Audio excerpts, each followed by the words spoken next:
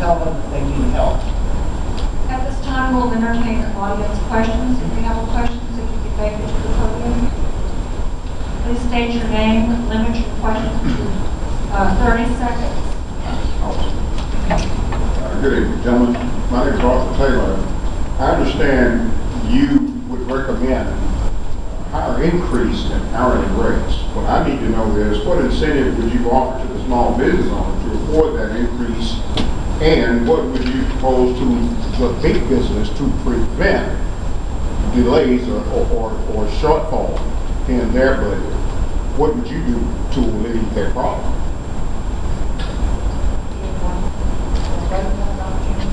Well, we can offer tax incentives to small business owners. There are a lot of things we can do with health care as well. The Affordable Health Care Act did a lot of good things for people. It got rid of problems with pre-existing conditions. It allowed more people to be insured, but it is still imperfect. There's a lot of things we can do to help small business owners through health care as well. We can make healthcare portable. We don't need to make it so small business owners have to cut people from full-time to part-time to get people insured. We need to do more to make health insurance portable, and we need to have more tax subsidies as well to assist people paying people more. Mr. Montoya? The problem has started to be addressed, I think, by today's announcement by the President of expanding the deadline for small businesses under the number of 50 employees, as I recall. So this allows a deferral for another year of the paper arrangements to apply for health care support for employees. I fully agree that tax incentives are one approach, both in terms of the small business owner or the larger corporate structure. The third thing that needs to be looked at is how do you help the small business owner evolve and develop into a viable, successful venture. Most business owners, as you know, at the small level, don't succeed that often. It takes a lot of work, and the success rate depends on many people helping. So I would encourage partnerships to be able to deal with the additional efforts in improving the retention rate for employees. I believe that a question of how to... Thank you. You gentlemen keep going back to health care. How does health care affect the economy? I'm sorry, one question per person, please. Brandon Dry, San Marcos. I'm a retired educator.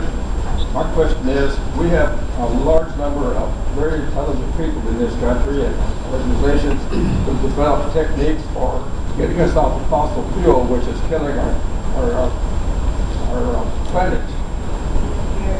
What is your opinion or feelings on putting money into these projects so that we can get things going? This would employ people, for the word.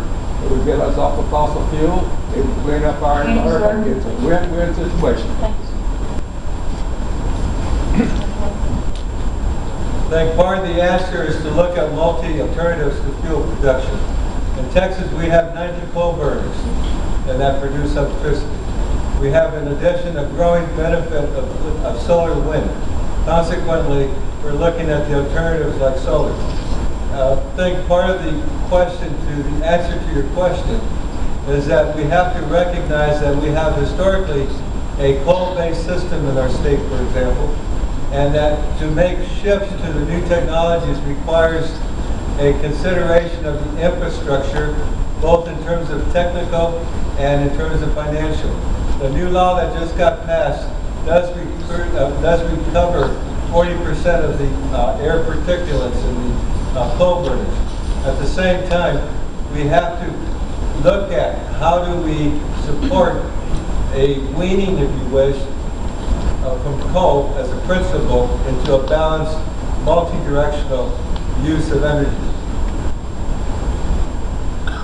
We can recapture the particulates from coal, but it's a dirty, dirty way to make energy. We've got to find cleaner ways to make energy. We need to work on renewable energy. We can work on wind and solar technologies Even wave energy is being used. And to those people that don't think that we can get enough renewable energy, I'd like you to look at Germany, because they're producing a lot of their energy from renewable energy. They are able to get rid of a lot of their fossil fuel production and replace it with wind and solar. A lot of the houses there have point solar on their rooftops. We need to create more technologies and more jobs through creating renewable energy technologies. And we can do that. We can create legislation and we can create policies that will create jobs in renewable energy, and we can kill two birds with one stone. Thank you. Looks like we have one final question. My name is Edward Sullivan. Could you speak up, please? My name is Edward Sullivan from San Marcos. I have a question for Mr. Montoya. If it's true that what I've heard, that well over 30% of college graduates are making money, eking out a living in jobs that don't require a college degree, then why should the government, put more money into helping people pay for college? Thank you for your question. I believe in that old principle we had when we started the country. Education is the foundation of a well-educated citizenship. And to that end, I do support different types of education, whether it's in the arts or the sciences. Why we should support an educational system is because it's part of our democratic principle that we have an educated population. I do not feel that just because you do not earn a very high income does not mean you're not contributing to our society and our economic potential. So I think if you look at, for example, World War II, the code breakers were people from the arts, not necessarily from the sciences. So I support the different educational programs. I do believe the government has to be involved because of the world we live in. More engineers are produced in India and China than in this country. Even though we produce high quality, we still have a modern factory. Well, I think there's a very simple answer to that question, and that is that the jobs that required high school degrees 20 years ago now require college degrees. People are not getting hired unless they're out of college for a lot of jobs. Now, there are a lot of jobs where people can get work without having a college degree, but we also need a flexible workforce. We don't have lifetime jobs anymore. We have people that move from job to job, that work 2 or 3 years in one job and then they move to another job. They need to be well educated so that they can meet the flexibility of moving from one thing to another thing. I mean, it's possible that somebody might be a farmer for the rest of their life, or, a welder or something like that, but it is also possible that those industries can dry up in certain areas, and those people may need to move to something else. Sometimes people move away from a town and they have to go somewhere else for a job. This will be our final question for the audience. My name is Jason, and my question is primarily directed to Stuart Gord. You previously stated to increase food stamp funding, and for each. Speak up. You previously stated to increase food stamp funding, and for each individual there is a certain limit of income that it can be eligible for eligible food stamps. If you raise the living wage, those people might not be eligible, causing a regression in employment. So which is better, adding funds to a program that requires minimum employment, or increasing wages and possibly decreasing employment? I wouldn't say that one is better than the other. I think we need to have a living wage, and we still need to be able to support people on food stamps. But until we have everybody on a living wage, we've got to have enough to support them on food stamps, because right now we don't have everybody on a living wage. And what we're talking about is right now. There are a lot of people out there who are hurting. They need assistance in food stamps while we get those wages up. And as we work them into positions, We may not need that food stamp funding somewhere down the road if they're all facing full employment with a living wage. I don't think that one is inconsistent with the other. Mr. Montoya? Jason, I think part of the issue is developing two parts.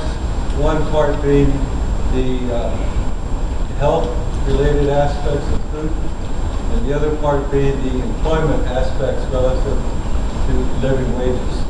And where you're trying to ensure that those that have no capacity for maintaining themselves are taken care of through food stamps. Primarily children are the largest benefactors of that program, and single heads of household, particularly women. Secondly, those who receive unemployment insurance are the ones most in need because they have no jobs. Consequently, by improving the living wage or getting to a minimum wage, you do find a way to get people into better economic status, to reduce the number, as you suggest, of food stamp recipients, but you're trying to get employment up, like we have in the past months. And so almost pushing up. Thank you. At this time, we'll have our closing remarks, and we'll start with Mr. Ward first. All right. We do have a number of challenges that are facing our country right now, and we need to elect leaders who are willing to meet those challenges. It is very important that people go up to Washington and be able to pass legislation that benefits ordinary citizens. I can't think of anything that the incumbent who is in office right now has done to benefit any citizens. If any of you can think of anything, well, I certainly can, because I have not seen him pass any legislation. I have not seen him propose legislation. He hasn't hardly stuck his head above water to even speak to people. I'm hearing from people who are his constituents that when they write to him, they either get no action at all or they get form letters that are addressed to issues that they weren't even writing about. So I want to have your vote and I want to have your support so I can go to Washington and I can remedy this situation. Mr. Montoya. I want to be our district's voice, not just for the rich, but for the poor. As the immigrant Army private did, I want all of us to have the opportunity to live our American dream. As an officer, I learned about teamwork, partnership, and coalition building. I have served an assignment in the U.S. Congress and have walked its halls, so I'm not intimidated by Washington. I have managed state and federal programs and know about state and federal legislative processes and budgets. I have testified at and submitted reports to the Texas House and Senate. I'm a proud American veteran with a career defending the Constitution and protecting the public health. And now I am ready to represent your concerns in the U.S. House of Representatives.